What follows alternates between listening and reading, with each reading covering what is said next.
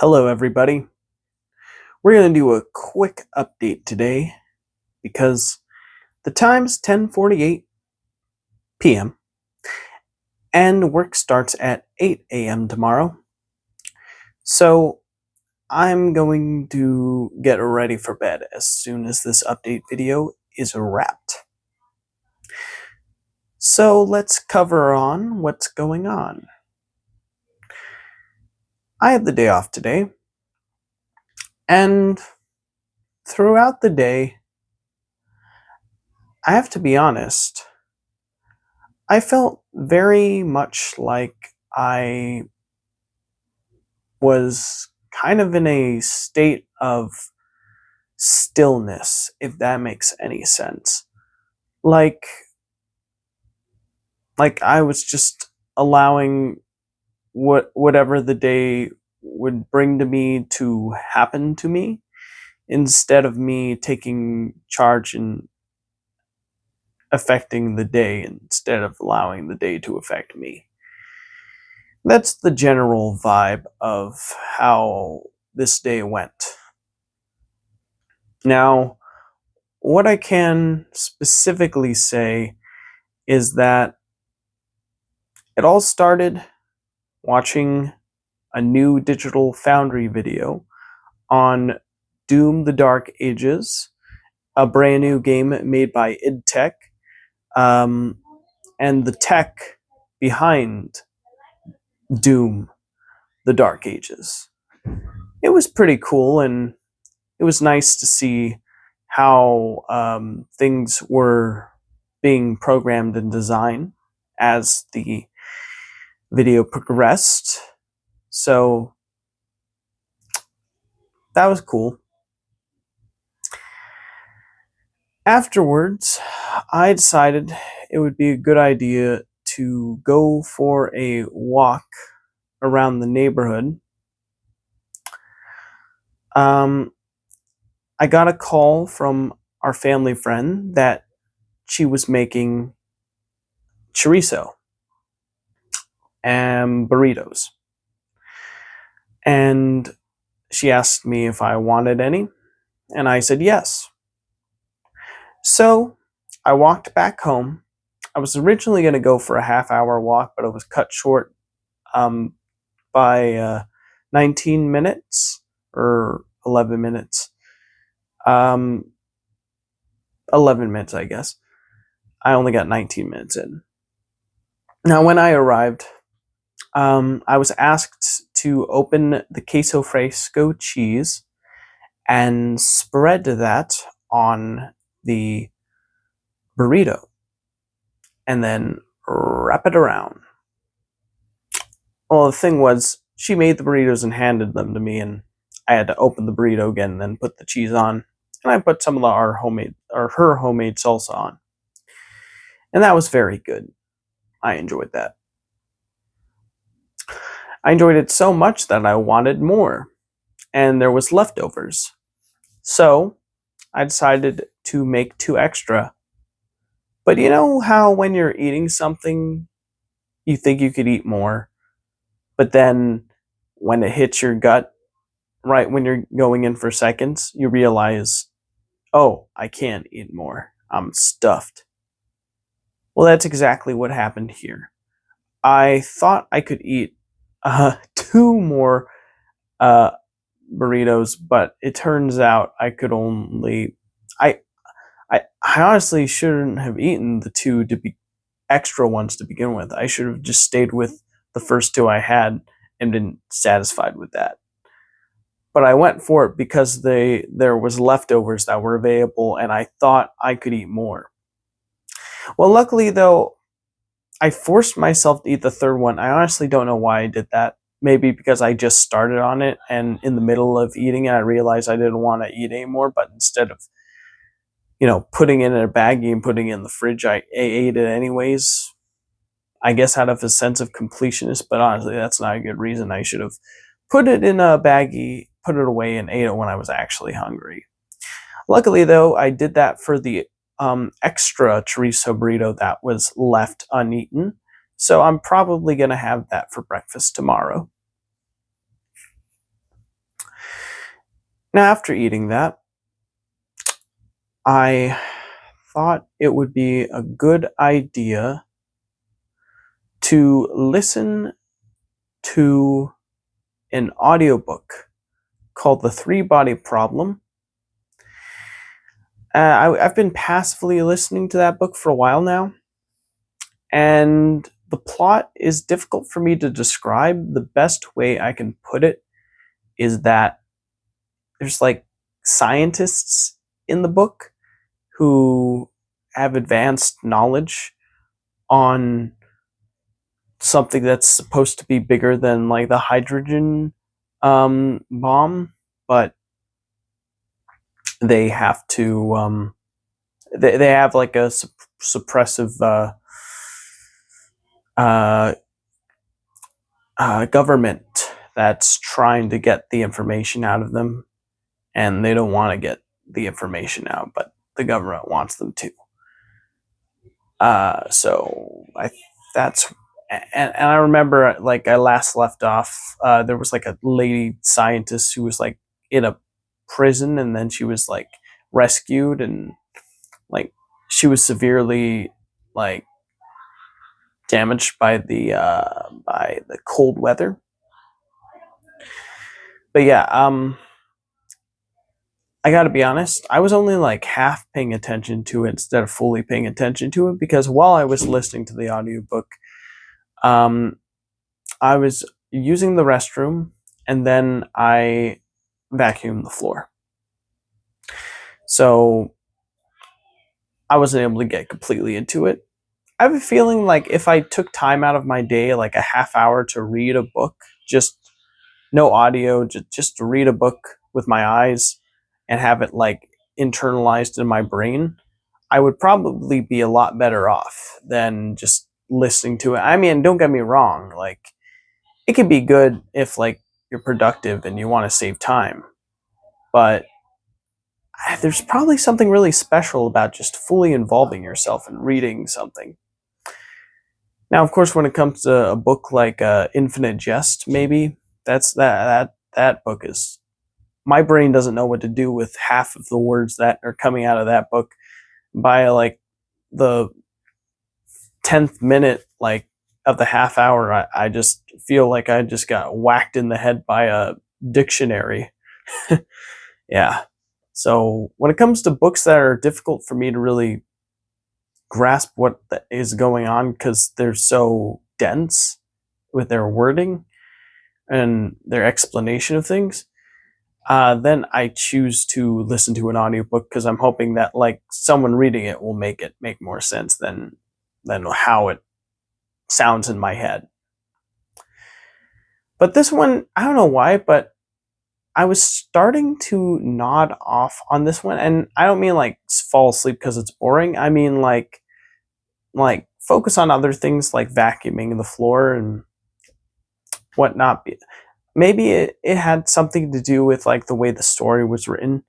It had a very like direct to Netflix action movie, generic plotty written feel to it.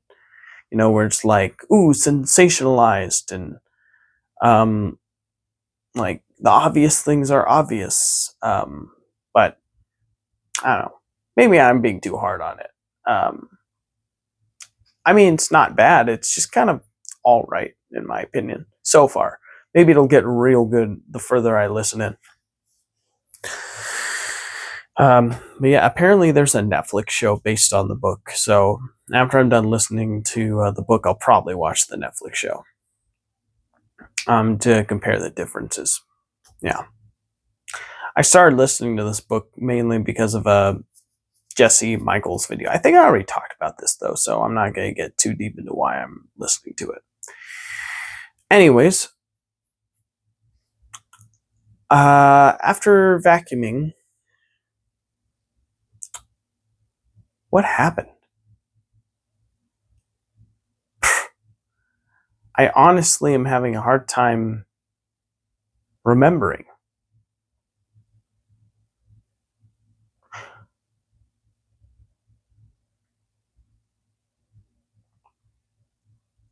Man, today was such a blur.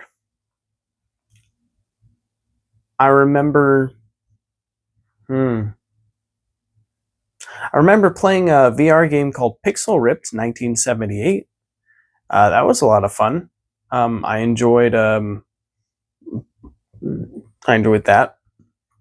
A cool thing about it was that I was at a part and I felt like I was stuck and I didn't know what to do. I was gonna look up a walkthrough, but then I decided to instead just play the game again and see if I could pick up where I last left off based on context clues. And I ended up figuring out how to progress through the game. So that was really cool. I actually was like really proud of myself for figuring that out. It kind of proved to me that I really don't need like to look up a tutorial on everything. Sometimes just good old fashioned intuition and really monitoring your situation, like applying thought, really does do wonders in pushing you forward. So yeah, that's something I'm going to consider. That's a good takeaway from the day. Good lesson. See, I knew games were good.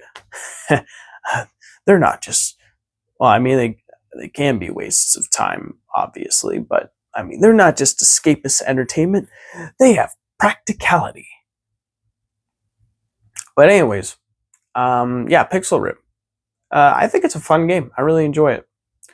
It's got like this cool mechanic where you can switch between the video game world and the real world, and you're playing like this role of a female programmer slash game developer who's trying to fix the game that they're designing and trying to get bugs out of it. And then you can switch into the game world where everything's all squarey and blocky looking. And in the game world, you're responsible for progressing through the story. So it's really a lot of fun. It's on PlayStation VR 2. I don't know if it's on any other VR platform right now, but I got the VR 2 version because it was a good deal on the PlayStation Store. So I enjoyed that. Um, yeah, I'm currently like on the last level. Never thought I'd get there, but hey, pretty awesome. Now, after that, my mom arrived. I decided to spend time writing in my journal. Um, I basically wrote something that was like really similar to like what I've written before, where I feel like I'm stuck, like I just get sucked into my like procrastination rabbit holes, and like I don't like actively like seek developing myself. And I think I'm coming to the realization that I spend more time focusing on what I'm not rather than what I could be or what I can do.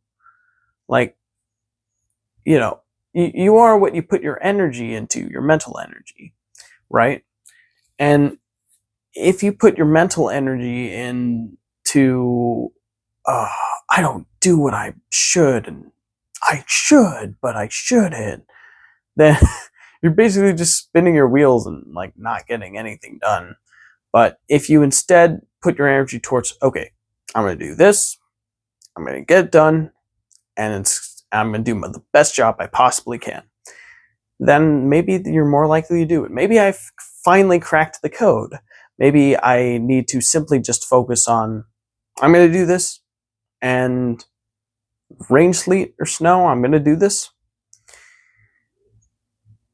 And I'm going to do the best job I can. I'm going to do it at this time, place, and see what happens. And the hardest part's going to be starting it, but you know what? I can get over that because it's not hard for me. I can push forward through anything when I put my mind to it. Yes, I'm very powerful.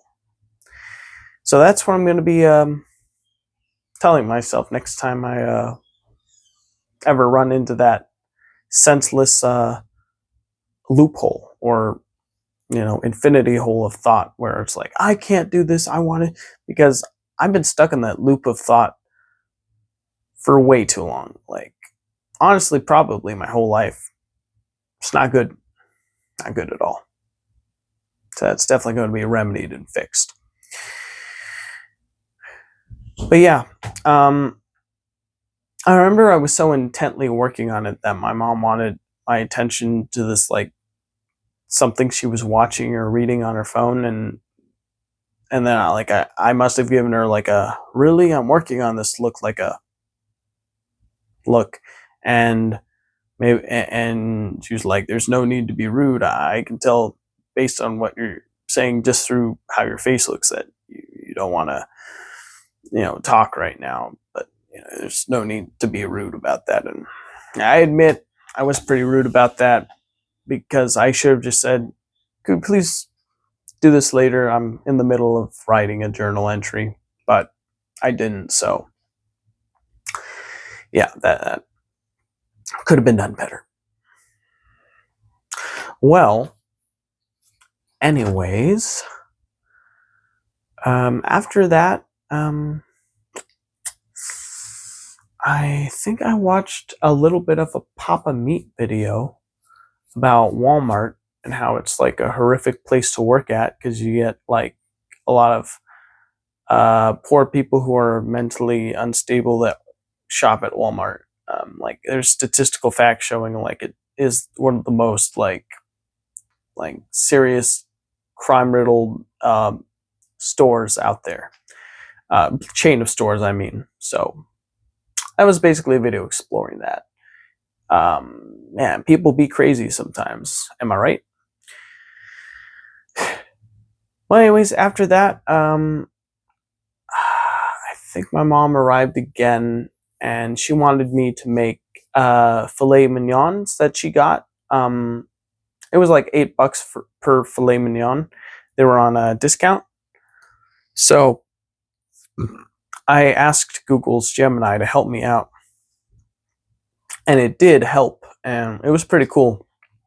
It gave me exactly what to do, the prep time. Like, so I'm cooking them on a grill, and it wants me to give them 15 minutes to preheat the grill, then have the filet mignon sit at room temperature for like a good 20-30 minutes, so that way it'll cook more evenly, and then pop it on the grill in direct heat for 3 minutes per side. And during half of the third minute, half of the time, like 3 minutes, and then when you reach the half point of the 3 minutes, you can move it, the filet mignon, and then it cooks the steak. It gives them that perfect grilled textured look that is so iconic. But you have to have the lid closed most of the time, so that it's like a little oven, and the internal temperature can rise.